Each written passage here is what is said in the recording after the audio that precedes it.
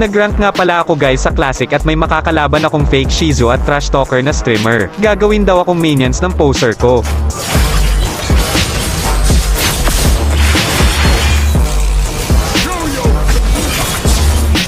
Wala daw nananalo ng nag-iisa. Medyo may punto ka naman dun sa walang nananalo ng nag-iisa. Pero nagkamali ka ng kinalaban mo. Top Global Aldous kalaban nyo na nag-iisa.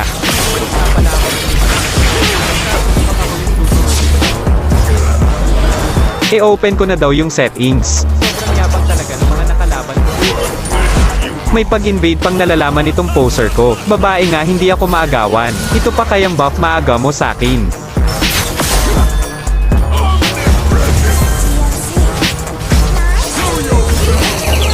By the way guys, mention nyo na nga pala dito ang mga idolo nyong malalakas at iisa-isahin ko sila. Promise bibigyan ko kayo ng magagandang laban. Shoutout nga pala sa mga dinurog kong mga